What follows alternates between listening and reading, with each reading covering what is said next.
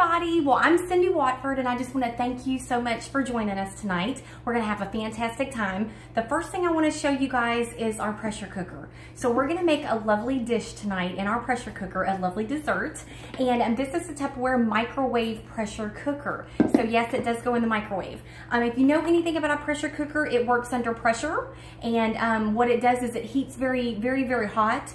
And the pressure that contains that heat is what actually cooks your food. So you have to have two things to work in this. You have to have liquid and you have to have the seal on properly, okay, to build that pressure.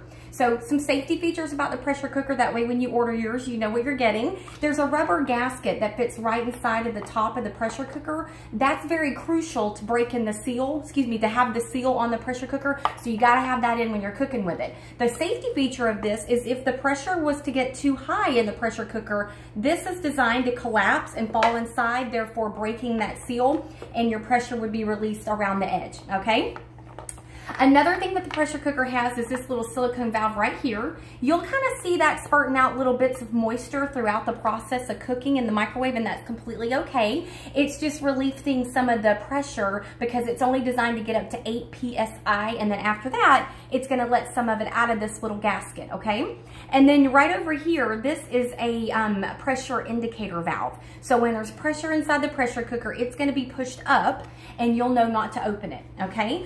There are triangle little marks on your top and on the handles of your pressure cooker. So you line those up and you just twist it closed, okay? So now it's gonna be closed. And this lovely little piece right here is actually a lock. See how it locks down like that? So if you lift it up, it allows you to turn it. If it's down, you can't turn it at all. So there's no chance of you opening it too soon. But if you did open it too soon, you're gonna lift that lock. Underneath here is the last pressure indicator, the last safety valve, and that little piece of plastic right there is gonna come up and it's gonna let the pressure be released from that instead of in your face when you open it, okay? So this pressure cooker is amazing. It's been on the market for years now and we've never had anybody have an accident with it. So I'm gonna show you how to make a beautiful, beautiful cherry, kind of like a dump cake, like a cobbler. So we're gonna put some pie filling, 2 cans of pie filling. I'm using cherry, you could use anything you want to. And I'm gonna show you how to use Tupperware's can opener, okay? So you're gonna separate the little handle here, okay? And don't worry, when you order a can opener, I'll send you a YouTube link that goes over all the Tupperware can opener rules and you'll know how to use it, okay? So you're gonna place it on your can, and you're gonna be able to pick the can up. That's how you'll know you've got it. And then you're just simply gonna twist and turn. This is great for arthritic people. It's good for elderly people. It's great for young people like myself, right? I like to think I'm young.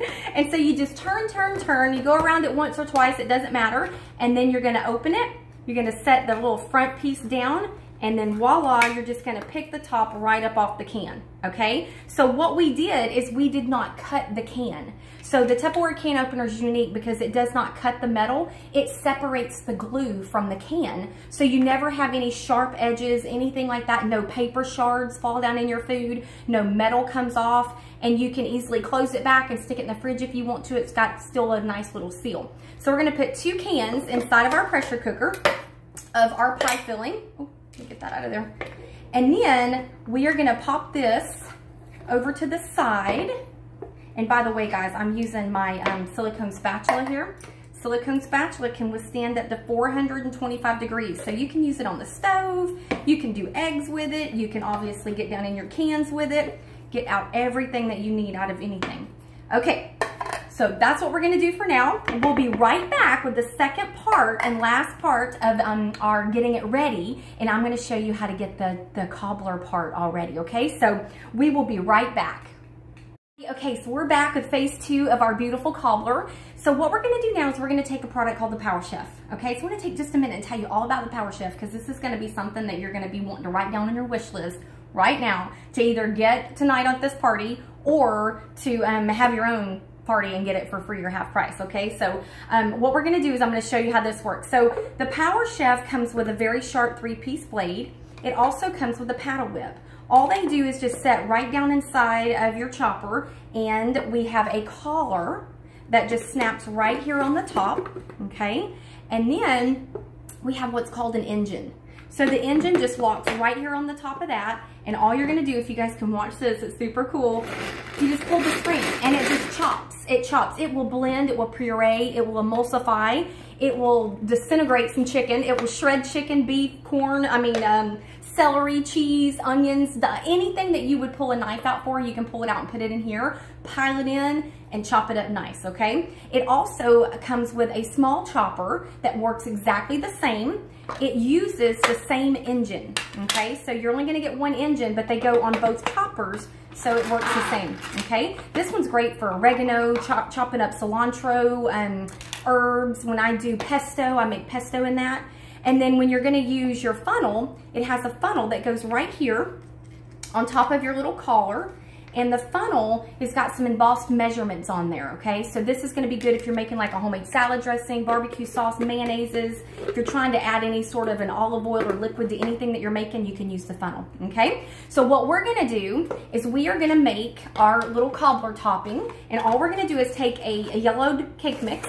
We're gonna take a yellow box cake mix.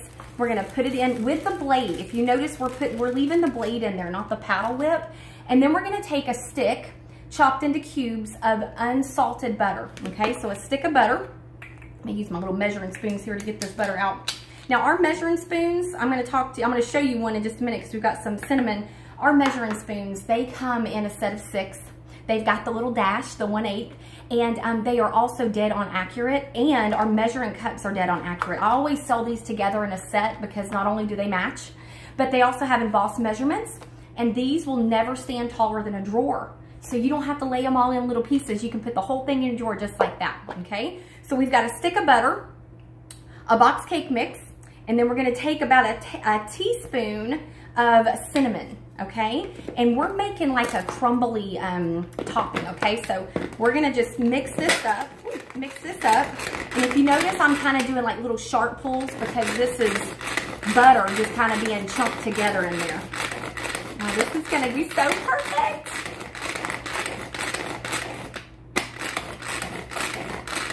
All right, so all of Tupperware is dishwasher safe, with the exception of our blades. We recommend that you put your blades, anything stainless steel, we recommend that you put that in the sink and you hand wash it. But everything else can go in the dishwasher, okay? Especially your pressure cooker. It is dishwasher safe, although it is a little large. Sometimes people just wash it by hand. All right, so what we're gonna do now is we're gonna take this and we're just gonna sprinkle it and crumble it all over our fruit topping, okay? Now, like I said in the beginning, you could make peach, you could do apple, you could do strawberry, any kind of pie filling that you've got, you can do it. Okay, so once again, we're gonna line up our arrows. We're gonna twist it closed, pop it down, and we're gonna go throw this in the microwave for 14 minutes. That's it, 14 minutes. And we'll be back to show you the finished product. But before I go, I wanna make sure that you guys know that the pressure cooker is not only good for your desserts, you can do a whole roast in here in 30 minutes in the microwave. You can make chicken tortellini soup in 10 minutes. I love making barbecue sandwiches, taking some barbecue pork, putting it in here, smother it with some sauce, put it in the microwave for 20 minutes, and then shred it in your chopper and put it on some buns, and you're good to go.